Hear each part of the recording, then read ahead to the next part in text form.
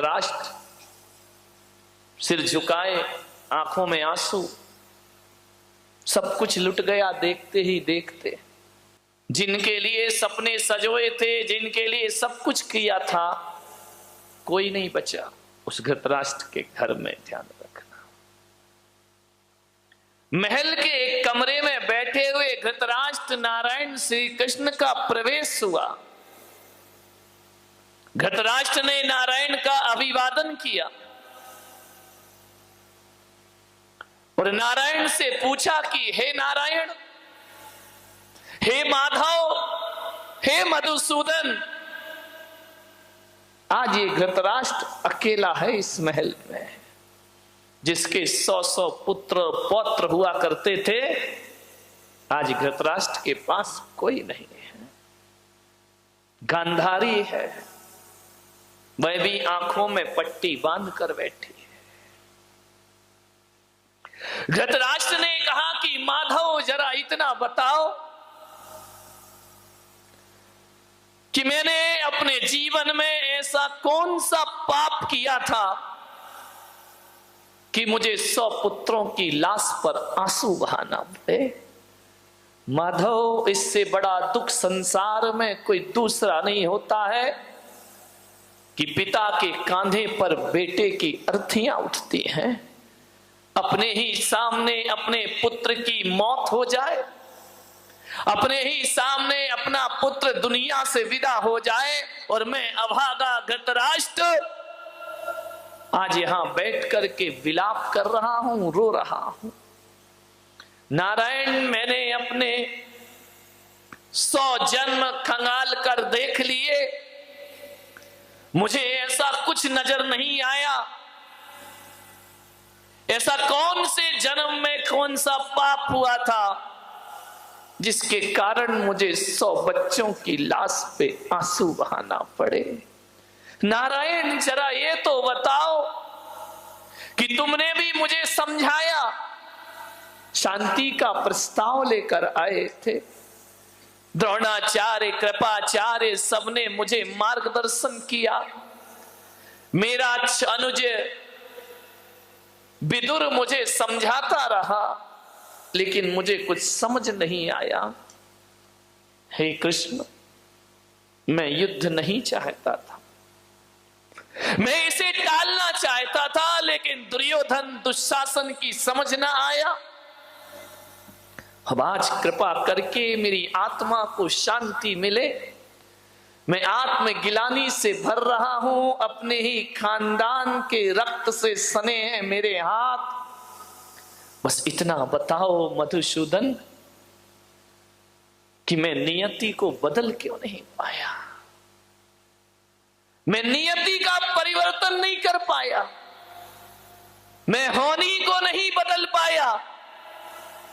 लाख मन को समझाया, क्या वजह है कि मैं होनी को अनहोनी ना कर सका। कृष्ण ने कहा, राजन, ये तुम्हारे ही कृत्यों का परिणाम है। एक बात ध्यान रखना, नारायण कृष्ण का कर्मयोग कहता है कि आदमी को जो कुछ भी प्राप्त होता है उसके कर्मों के फल से प्राप्त हुआ करता है।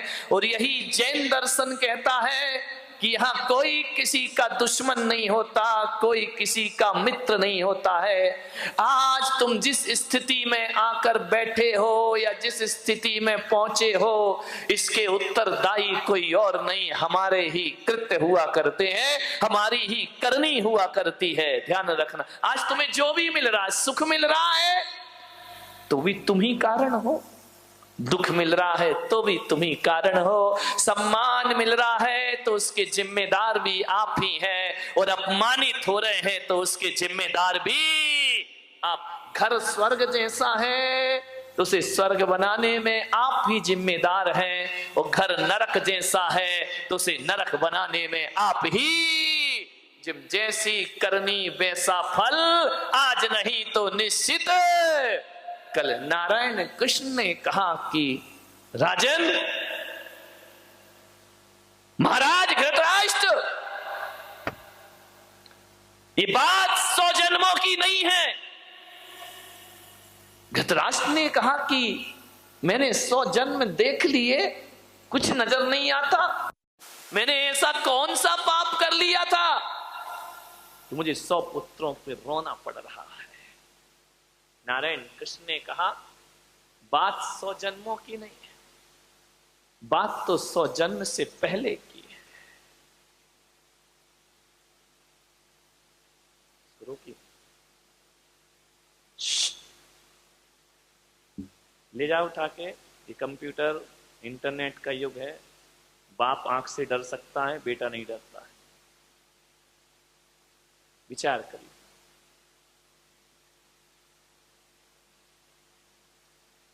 कृष्ण ने कहा कि आज से 100 जन्म पहले तुम बहुत बड़े सम्राट थे। धृतराष्ट्र ने कहा कि मैं सम्राट था, बड़े बड़े संवेदनशील थे, बड़े दयालु थे, आपके अंदर न्याय था, न्याय प्रिय शासक थे तुम। तुम्हारी यश कीर्ति सारी दुनिया में फैली हुई थी। धृतराष्ट्र ने कहा कि हे माधव, क्या 100 जन्म पहले किए कर्मों का फल भी प्राप्त होता है? तो कृष्ण ने कहा कि कुछ कर्म ऐसे होते हैं जिनका फल तुरंत मिलता है, कुछ कर्म ऐसे होते हैं जिनका फल साल भर बाद मिलता है, कुछ कर्म ऐसे होते हैं जिनका फल 20 साल बाद मिलता है, कुछ कर्म ऐसे होते हैं आदमी के जिसका फल बुढ़ापे में मिला करता है, और कुछ कर्म ऐसे होते हैं जिनका फल अगले जन्म में मिलता है, और कुछ कर्म ऐसे होते हैं जिनका फल जन्म जन्मों के बाद प्राप्त हुआ। हजारों वर्षों के बाद भी कर्म अपना फल दे सकता है। कर्मों का कोई ठिकाना, कुछ कर्मों का फल तुरंत मिलता है, ज्यादा देर नहीं लगती है। कुछ कर्मों का फल साल भर बाद मिलता है। बच्चा साल भर स्कूल पढ़ता है, ट्यूशन पढ़ता है, कोचिंग पढ़ता है, फल कब मिलता है? एग्जाम के बाद मिला करता है। ध्यान रखिए, ऐसा तो नहीं होता है कि आप स्कूल गए, आज एडमिशन हुआ और कल डिग्री तुम्हारे हाथ में आ जाए। अरे स्कूल की कक्षाओं का फल मिलता है साल भर बाद, और यदि किसी को डॉक्टर इंजीनियर बनना है तो 10-10, 15-15 साल लग जाते हैं, तब जाकर कोई डॉक्टर इंजीनियर का पद। मोक्ष फल भी तुरंत नहीं मिलता है, बहुत तपस्या करना पड़ती है, जन्म जन्म करना पड़ता है, तब जाकर मुक्ति की यात्राएं हुआ करती हैं। ध्यान रखिए, कुछ कर्मों का फल तुरंत, कुछ का साल भर बाद, कुछ कर्मों का फल बुढ़ापे में मिलता है। जैसा व्यवहार बच्चों से करोगे, बुढ़ापे में वही लौटकर तुम्हारे पास वापिस आएगा। यदि बच्चों के साथ अच्छा जिंदगी जिया, अच्छे से सामंजस्य बना करके रखे, बच्चों पर क्रूरता नहीं की, तो बुढ़ापे में बच्चे तुम्हारा सम्मान करेंगे और स्वागत करेंगे। और यदि क्रूरता की तो ध्यान रखना, कितना सुंदर मकान बना लो, तुम बेटे के लिए मकान बना रहे हो, बेटा तुम्हारे लिए वृद्धाश्रम बना रहा है। ध्यान रखिए, कर्मों का फल तुरंत मिलता है। धृतराष्ट्र, 100 जन्म पहले तुम बहुत न्यायप्रिय राजा थे, सारी दुनिया में तुम्हारी धाक थी, लेकिन तुम में एक कमी थी। एक बात ध्यान रखना, 1000 गुण हमारे जीवन में हो और एक अवगुण आ गया तो 1000 गुणों में पानी फेर दिया करता है। 1000 लीटर दूध रखा हो और उसमें एक बूंद नींबू की गिरा दी जाए तो पूरा दूध फट जाया करता है। आपसे मेरा निवेदन है कि गुणों का विकास हो या ना हो, हमारे जीवन में हमें अवगुणों से बचना चाहिए, क्योंकि एक अवगुण पूरे जीवन को बर्बाद। महाराज, एक अवगुण था आपके अंदर, आप भोजन प्रिय थे, आपको भोजन बहुत अच्छा लगता था, आप अपनी रसना इंद्री को नहीं जीत पाए थे, और आपका वही स्वभाव था कि भोजन यदि बेस्वाद बनता था तो थाली फेंक दी जाती थी। महाराज, सारे गुणों में एक अवगुण ने आपकी जिंदगी बर्बाद कर दी। आप भोजन प्रिय थे और एक रसोइया आपका भोजन बनाता था, और एक दिन उस रसोइया को अच्छी सब्जियां प्राप्त नहीं हुई और उसे मालूम था कि यदि देर हो गई तो राजा मुझे मृत्यु दंड प्रदान कर देगा।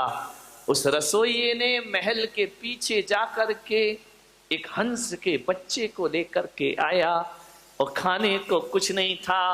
आप तो न्याय प्रिय शाकाहारी थे, लेकिन रसोइये ने हंस के बच्चे का मांस आपको खिला दिया। इतना मिर्च मसाला तेल उसमें डाला गया, आप समझ नहीं पाए कि ये क्या है, और रसोइये ने हंस का बच्चा खिलाया। आप खा गए महाराज, ना आपने देखा, ना विचार किया, ना आपने सोचा, उस मांस को आपने खाया और इतनी तारीफ करी उस रसोइये की, अपने गले का हार उतार कर उसे इनाम में दे दिया। रसोइये ने कहा अब तो मजा आ गया। धीरे धीरे उस रसोइये ने प्रतिदिन इनाम की लालच में 100 हंसों के बच्चों को मार मार कर आपको खिला दिया। आप खाते रहे महाराज, खाते रहे, जिह्वा के लोलुपी हो गए। मैं आपसे निवेदन करता हूं, आदमी किसी चीज पर ध्यान दे या ना दे, आदमी को अपने खान पान पर ध्यान जरूर देना चाहिए, क्योंकि भोजन से रक्त बनता है, भोजन से मांस बनता है, भोजन से सप्त धातुएं बनती हैं, भोजन से रक्त का निर्माण होता है, और जैसा रक्त होता है वैसे विचार पैदा हो जाया करते हैं, और जैसा विचार होता है वैसा ही आदमी का व्यवहार बन जाया करता है, और जैसा व्यवहार होता है वही आदमी के संस्कार बन करके खड़े हो जाते। ध्यान, भोजन पे बहुत ध्यान रखना। महिलाओं से मेरा निवेदन है, जिसका खान पान शुद्ध होता है उसकी खानदान शुद्ध हुआ करती है। ध्यान रखिए, खान पान से खानदान का बड़ा रिश्ता है। मांसाहार आर्यों का भोजन नहीं है। आप आर्य कहलाते हैं, आर्य खंड में रहते हैं, ये आपका भोजन नहीं है, ये तो मिलेच्छों का भोजन है, ये पुण्यात्माओं का भोजन नहीं है, ये तो पापियों का भोजन है। मांसाहार, शाकाहार उत्तम आहार, मांसाहार इस देश के लिए बहुत बड़ा कलंक है। ध्यान रखिए, आज अस्पतालों में जाकर के देखना तो शाकाहारी पेशेंट कम मिलते हैं, मांसाहारी पेशेंट ज्यादा मिला करते हैं। कैंसर की शिकायत है, टीबी की शिकायत है, ध्यान रखना, बीपी की शिकायत है, ये मांसाहारी लोगों को ज्यादा हुआ करती है। ध्यान रखिए, जो मांस भक्षण करते हैं उनसे अस्पताल भरे पड़े हैं। ध्यान रखना। मान्यवर, आपसे मेरा एक निवेदन है, बड़ी विनम्रता के साथ खान पान पर विशेष ध्यान दीजिए। क्या खाना, कब खाना, कैसा खाना, कितना खाना, ये भोजन के लिए विचार करना है। क्या खाना, कब खाना, कैसा खाना और कितना। पशु को डालते जाओ डालते जाओ डालते जाओ, वो मना ही नहीं करता है, खाते जाता है खाते जाता है। पशु के पास तो इतना भी विवेक नहीं है, उसे प्यास लगती है तो नाली का पानी पी लिया करता है, उसे प्यास लगती है गटर का पानी पी लिया करता है। लेकिन मनुष्य को प्यास लगती है, प्यासा मर जाएगा लेकिन नाली और गटर का पानी पीने को तैयार नहीं हो। मनुष्य विवेकवान है, मनुष्य ज्ञानी है, जानवर अज्ञानी है, वो कुछ भी खा सकता है। आदमी के साथ ऐसा नहीं है। क्या खाना और क्या नहीं खाना, ये विवेक जागृत करो। प्रकृति ने तुम्हें शाकाहारी बनाकर भेजा है, मांसाहारी नहीं बनाया है। प्रकृति का नियम है, जो जैसा होता है उसे वैसा बना के भेजते हैं। जो मांसाहारी होते हैं उनके आगे के 4 दांत बड़े नुकीले हुआ करते हैं। अपने देखना, देखो घर जाके कैसे हैं दांत, शाकाहारियों जैसे हैं या मांसाहारियों जैसे हैं। मांसाहारी प्राणी जब पानी पीता है तो जीभ से चाट के पीता है, और शाकाहारी होता है वह चाट कर पानी नहीं पीता है, वह तो घूंट घूंट पानी पिया करता है। गाय पानी नहीं चाटती है, बकरी पानी नहीं चाटती है, हाथी पानी नहीं चाटता है, शेर चाट के पीता है, बिल्ली चाट के पीती है, कुत्ता चाट के पीता है। ये अंतर है एक शाकाहारी और मांसाहारी में। आप कैसे पानी पीते हैं बताइए, कैसे पीते हैं पानी? जीभ से चाट के या घूंट घूंट पिया करते हैं? तो आप शाकाहारी हैं। गाय कभी चाट के नहीं पीती पानी, भैंस नहीं पीती। शाकाहारी प्राणी जो भी होंगे वो चाट के पानी नहीं पीते हैं। मांसाहारियों के नाखून की बनावट अलग होती है, वह नुकीले होते हैं और घूम जाया करते। आपके नाखून तो ऐसे नहीं है ना। तो भगवान ने आपको मांसाहारी बनाया है या शाकाहारी बनाया है? जरा ईश्वर से जाके पूछना। मांसाहारी प्राणियों की आंखें रात के अंधेरे में लाल चमका करती हैं, शाकाहारी की नहीं चमका करती हैं। आपकी आंख अंधेरे में चमकती है या नहीं चमकती है? विचार करिए। प्रकृति ने आपको शाकाहारी बना करके भेजा हुआ है। एक बात याद रखना, मांसाहार करोगे तो मांसाहार में केवल मांस ही नहीं खाते हो, उनके संस्कार और पशुओं की पशुता का भी भक्षण कर जाया करते हो। और यही बात है कि जैसे जानवर बात बात पे झगड़ा कर लेते हैं, एक दूसरे को मारने को तैयार हो जाते हैं, जैसे जानवरों के पास कोई आचरण नाम की चीज नहीं होती है, वैसे ही देखना मांसाहारी बात बात पर झगड़े करते हैं। उनके पास भी आचरण और व्यवहार नाम की चीज, उत्तेजनाएं, क्रोध, तामसिक प्रवृत्ति मांसाहारियों की होती है। शाकाहारी कौम शांत रहा करती है, विचारों में तामसिकता पैदा करता है मांसाहार। एक बात याद रखना, शाकाहारी पशु स्नान ना करे तो भी दुर्गंध नहीं आती, लेकिन मांसाहारियों के शरीर से दुर्गंध आया करती है, बदबू आया करती है। विचार करिए, गाय में बदबू नहीं आती है कभी, शेर में दुर्गंध आती है। कभी देखना, शेर का मुंह देखकर किसी के अंदर करुणा नहीं आती है, लेकिन गौ माता को देख लो तो करुणा छलक छलक पड़ जाया करती है। गाय के चेहरे पर बड़ा भोलापन हुआ करता है, गाय के चेहरे पर ऐसा वात्सल्य टपका करता है, शेर पर नहीं टपकता है।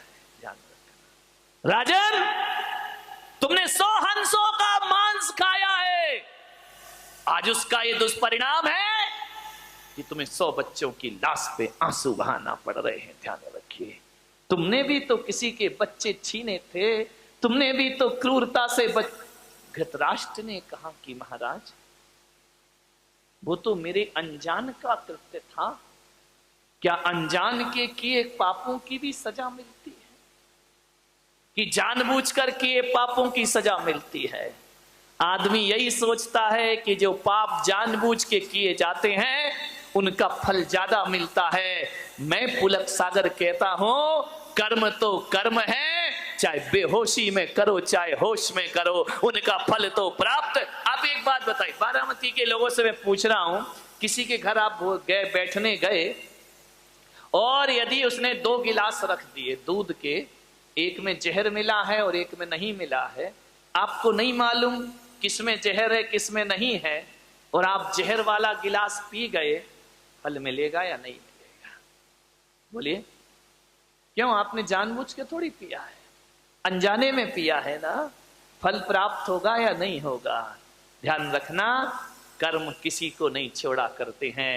आप यदि अनजाने में इस प्लग में उंगली डाल दो, झटका लगेगा या नहीं लगेगा? नहीं, करंट को बोलना भाई वो तो अनजाने में हुआ, तू करंट क्यों लग रहा है मुझे? ध्यान रखिए, जानबूझ कर करो या अनजाने में, सजा तो प्राप्त जरूर। और एक बात याद रखना, जीवन में 90% पाप अनजाने में ही हुआ करते हैं मेरे भाई, जानबूझ के कोई पाप नहीं किया। 10% पाप जानबूझ के होते हैं, 90% पाप अनजाने में होते हैं। तो आप इस गफलत में ना रहें, कि अनजान में किए गए पापों की सजा नहीं मिलती है। यदि अनजान में कांटे पर पांव रख दो तो वो भी चुभता है मेरे भाई, और अनजाने में कोई अंगार हाथ में रख दे तो वो भी जलाने का काम किया करता है। अज्ञाने में भी यदि पाप किए हैं फल जरूर प्राप्त होगा। धृतराष्ट्र की आंखों से आंसू आने लगे। बोले, हे माधव, ये तो बताओ कि मैं अंधा क्यों हो गया? राजघराने में पैदा हुआ, मेरे आंखों में रोशनी क्यों नहीं है? मैं इस वंश में, इस कुरु वंश में ऐसा राजा क्यों बना कि सिर पर ताज भी था लेकिन मैं देख नहीं सकता था? कृष्ण ने कहा, इसके भी जिम्मेदार तुम ही हो, क्योंकि जब वो रसोइया मांस खिलाते रहा तो तुम अंधे बनकर के खाते रहे। तुमने ये भी नहीं पूछा कि ये क्या है, क्या बना रहा है। तुम रंग और स्वाद में डूब गए थे। आंखें होने के बाद भी तुमने आंखों से देखा नहीं।